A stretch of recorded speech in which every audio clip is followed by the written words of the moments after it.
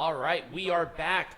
Peanut Gallery. Let's talk about the McMahon Triple H era. Yeah, so obviously, Vince it's very clear, I think, from the outset that Vince is no longer in charge of creative at this point in time.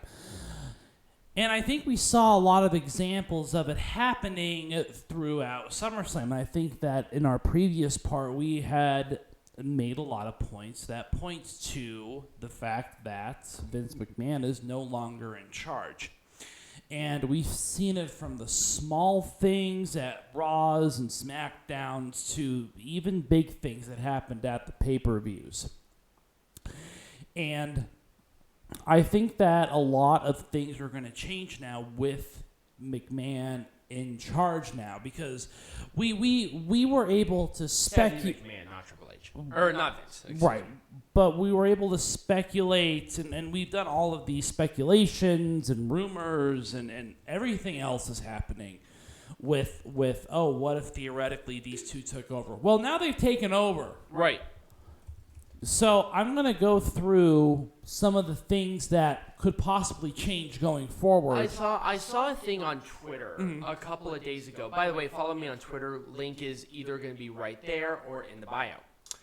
Or in the description, excuse me. But a lot of people were saying that Vince McMahon is holding WWE back. You don't have that excuse anymore. Right. What's going to happen at that point? Right. Like, where's that holdback now? And I even said this before. AEW is actually now in trouble, and they are now more than ever. Because now you have a multi-billion-dollar company behind Triple H Creative. Right. And I think that there's going to be some competition. I think there's going to be some changes.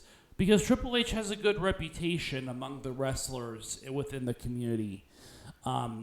Especially in terms of where his position is at now. Exactly. There's a much better reputation going around. But let's talk about some of the things that could change under the Triple H era. There's going to be a greater influence on what's going to be happening. We saw this with the re-signing of Dakota Kai and the re-signing of Io Shirai, who was pretty...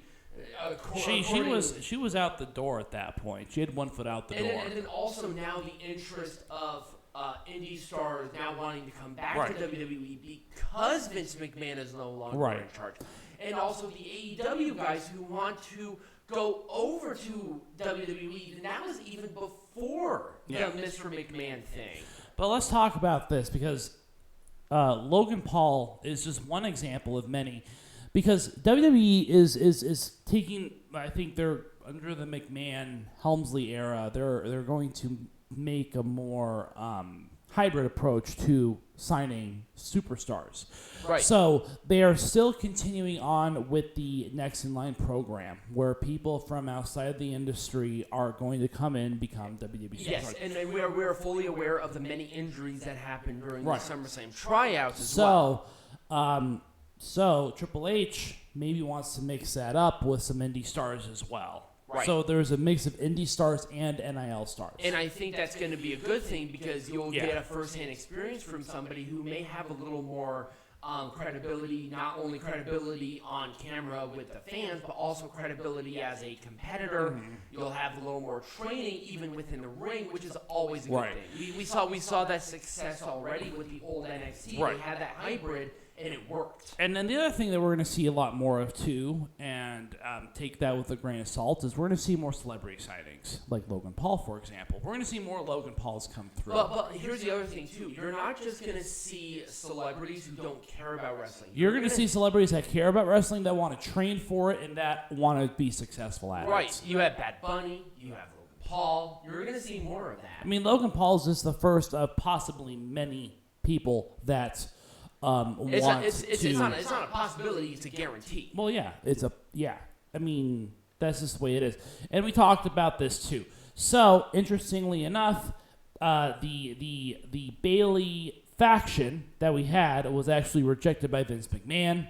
Obviously, Triple H had a different idea. And this is what you get. You get to the fact that you have Dakota Kai coming back after being released. Yep. You have Io Shirai, or Io Sky, excuse me, who is pretty much re-signed with the company and now is in the main event scene. And then Bayley, who's kind of now put in this huge position, is almost indicative of what we're probably going to see within the next couple of months.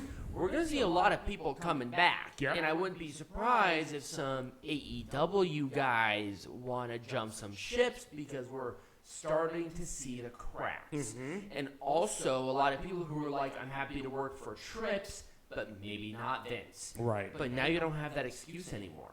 And that's the thing. You're going to see a lot of people let their contracts expire or request to be released. Yep. It's gonna go down with the E now. Yeah. Because you know what? They've always had the money, but it's always been about the booking. But now Triple H, who has always had that mind of just knowing what to do. And here's what most people don't realize about Triple H is that Triple H is one of the best. He's one of the best minds in the industry. I mean, he's like JR levels of like communication and just relationships with wrestlers. Like, he knows everybody in the industry.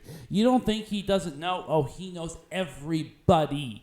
Like, Ring of Honor, AEW, Impact Wrestling, MLW, NJPW. He knows everybody. And the thing was that we saw a ton of great examples just even within the Ric Flair's last match thing on the change of direction with WWE. WWE production guys were there helping Conrad Thompson and Ric Flair's last match. That would have never have happened with Vince. No. Ever. Because he sees them as competition. Triple H sees it as a potential opportunity for the future. Right. And you know that they were there. You know that Triple H and Stephanie were there. That production quality, what are you talking about? Right. Like, come on. They were definitely there. So let's talk about this because there were some rumors, too, that NXT 2.0 is going to be a little bit of a change. Now, they're not going all the way back to the black and gold era of NXT. But, again, I think that we're going to see a lot of differences with the presentation, the style of wrestling, and the opportunities afforded to superstars within the NXT system. I'll be honest with you, I would not be surprised if you saw some of those AEW guys go through the NXT system to kind of be retrained to a system that has worked for so long with a person who knows what the fuck they're doing. Right, because with Triple H running NXT, you saw the potential. You saw that they would bring back Mickie James. They would bring back Jushin Thunder Liger for like special matches. Maybe we see that happening again. Maybe we'll see your MJFs. You'll see your Wardlows go through the NXT system where they'll already have the name. If they sign with the company, absolutely. Right. And even maybe even like some of those other AEW guys who left the company. Maybe we'll see the Undisputed Era back within NXT. Maybe not necessarily just to be on camera, but maybe to train. And that's the other thing, too. Keep in mind, it's not just one thing. And then also, Shawn Michaels is working directly with NXT. And you don't think Triple H is going to be maybe a little more loose and tie about what Shawn Michaels is doing with them? He's already been successful with NXT UK to an extent. Right. The difference is that NXT UK starts a lot later and it's a much different wrestling style. It is. So, but even within NXT or even in the United Kingdom, NXT UK is pretty much the most popular brand within that system because they have the best quality matches. Right. And that's Shawn Michaels' baby. Right. Now, if you don't think Shawn Michaels will have a little bit of grubby fingers within the NXT system with Triple H as head of creative and Stephanie McMahon as CEO kind of holding that, come on. Right. You're an idiot. You're an idiot if you're thinking of Right, absolutely.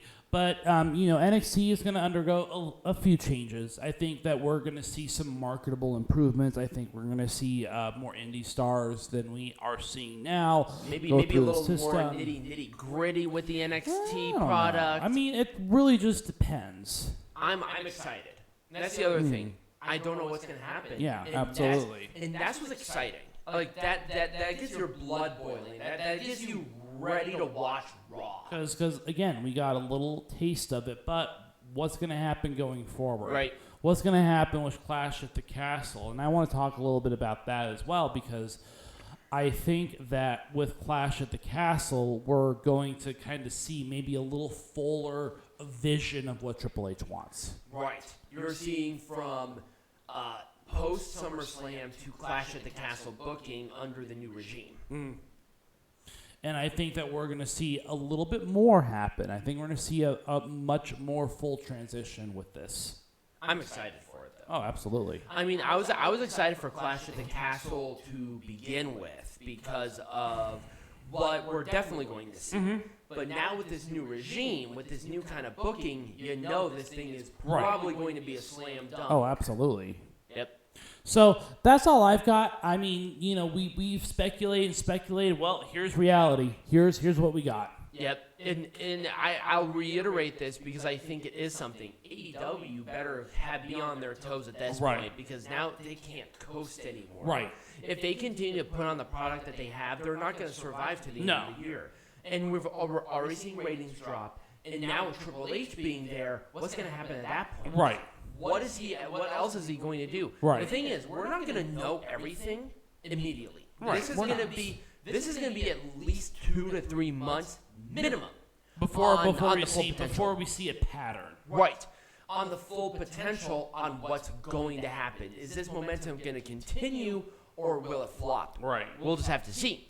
So when we come back, with Ric Flair having his very last match in a pay-per-view named after such, let's talk about other pay-per-views, events, and tours that are named after wrestlers, groups, etc. And that's when we come back. All right.